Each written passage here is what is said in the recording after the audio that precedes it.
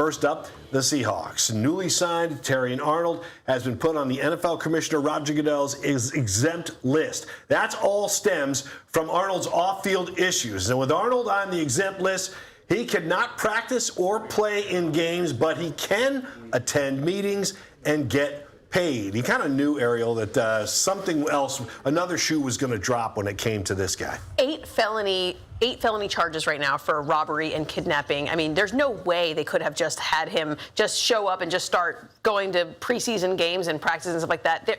I feel like that would have been a long shot. This is exactly what we imagined. Yeah, I know that John Snyder and head coach Mike McDonald kind of leaked out there last week that they would like him to play in some preseason games. But again, that was wishful thinking at this point. So Terrion Arnold is going to have to park it for a while, at least, from optimists' point of view. The guy gets to sit on meetings and learn a little bit about what this team's about, get in some plays and study. And let's be clear, he has actually not signed with the team yet at all. They gave their intent to sign, but until he does, he's not a Seahawk yet. And when he does sign, that's when he goes into the exempt list. All right, as John Schneider, the general manager, loves to say, we're in on everything when it comes to shopping for talent and bringing in players. Today, former Cowboys cornerback Trevon Diggs was at Seahawks headquarters working out for the team. Diggs is a guy I remember just tearing it up with the Cowboys when he was a rookie.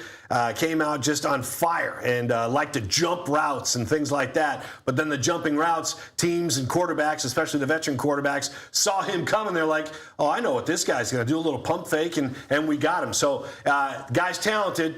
But he started his NFL career on fire, mercurial start, but then all of a sudden slowed down. Yeah, but if you're an all-pro player, which he was in 2021, that obviously shows that you have that in you. It's just that he really hasn't been able to be healthy. He hasn't played a full season since the next year, 2022. Those were back-to-back Pro Bowl years. So he hasn't actually played a full season since he was an all-pro and a Pro Bowler. Yeah, he's just 27 years old, and cornerbacks are good ones, especially, are tough to come by. Veterans with a lot of tread on the tires, definitely tough to come by. But this guy didn't play much last year with the Packers, so it kind of tells you maybe where he is in his career. Yeah, and I think it really just comes down to injury. Like, if he's able to be healthy, it really could be interesting. And I think at this point, they're just like, we need a CB3. Like, they just do not have a third cornerback behind. I mean, obviously, Devin Witherspoon, we'll get to him. We all love Spoon.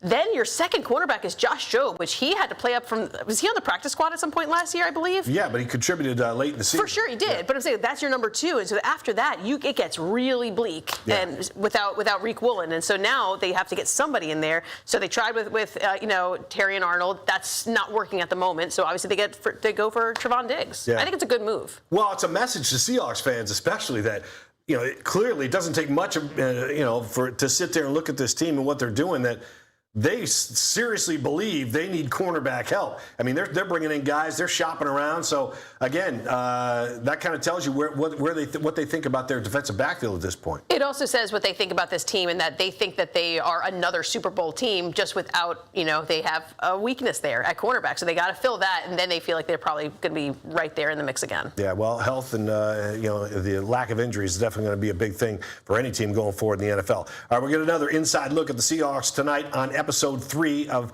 HBO's Hard Knocks. There's been a few teasers released. They always like to throw those out there. Devin Witherspoon could take center stage in tonight's episode, fresh off signing his new contract that includes $101 million guaranteed. He's now the highest paid cornerback in the NFL. Spoon signed his deal Saturday morning ahead of the preseason opener against the Cowboys. He was all smiles on the sidelines. Here's Spoon on his new deal. It's special, man. It's kind of something you always dreamed of, but it's kind of something that I knew as well. It's like we talked about it before and everything like that. It's like, I know I'm going to be here. I know this is where my heart is. So that was never coming into question. So it just feels special to get it done. One thing on my mind when I got drafted here was to be the best me every day and try to win this city a Super Bowl. So. There were shots on that Cowboy-Seahawks game that was on King 5 Saturday night, and you could see all 22 starters on the sidelines with their jerseys, just kind of yucking it up a little bit, having some fun, celebrating on big plays, which there weren't too many of them at Lumen Field. But it was fun to see Spoon there with Derek Hall and Jackson Smith and Jigba.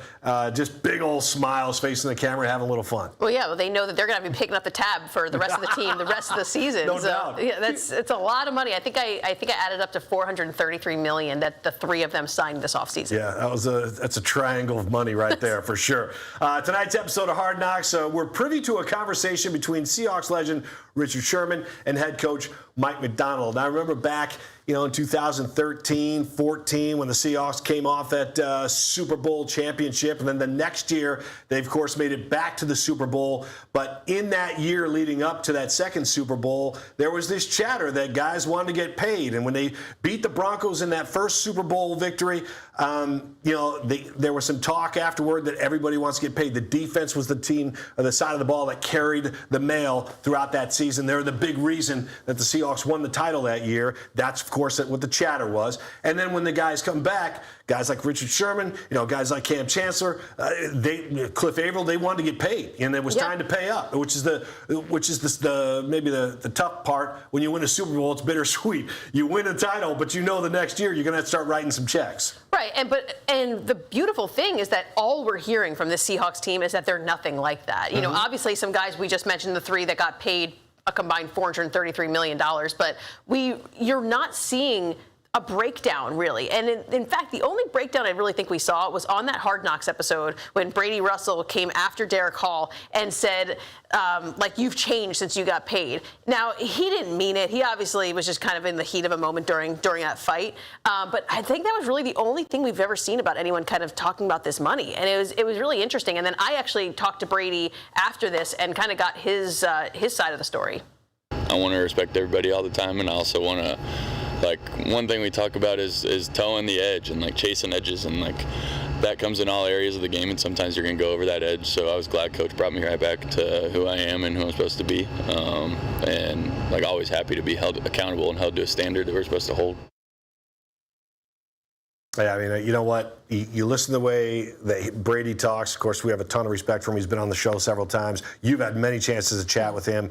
I love the way... Going back to Colorado. Yeah, exactly. I know that you guys go back. So, but having Macdonald, the way he handled it, when he's mic'd up and HBO's got those cameras in his face, the way he handled that incident with Brady Russell was solid, and both sides deserve a lot of respect for, Brady just went in there and just apologized right away, held himself accountable, which is something I'm always about. You make a mistake, just hold yourself accountable, admit it, and move on. And that's what they did. It was like this. It was I over. loved it. It was actually my favorite part of that episode. I just loved how Mike Macdonald held him accountable, and then he accepted it. He was like, you know what? I was out of line. I love that. Yeah, one of the things that Richard Sherman talked about with Mike Macdonald, and you'll see it tonight on the show, is the fact that you don't have, as you alluded to, you don't have that issue of guys wanting to get paid, guys taking care of, themselves and being selfish at all with this squad they have right now. Everybody has bought into this program and Mike Macdonald's philosophy, and everybody's getting paid right now, and everybody's happy. Seahawks now have two of the top paid players at their position,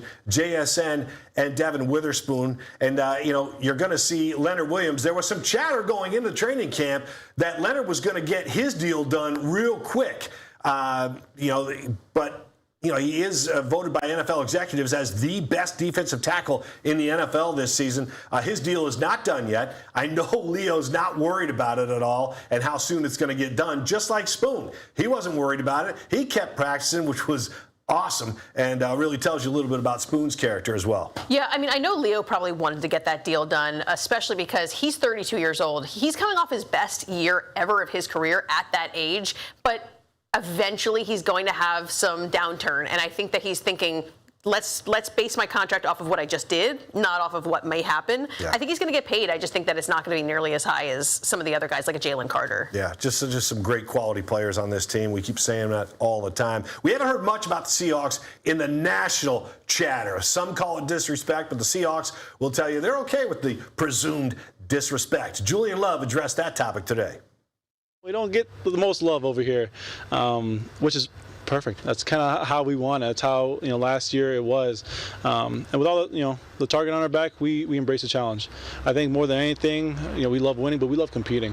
We want everyone's best. We want everyone we play against to be fully healthy, so we can match up best for best. That's just kind of how we're built. That's how Mike has kind of shaped this thing.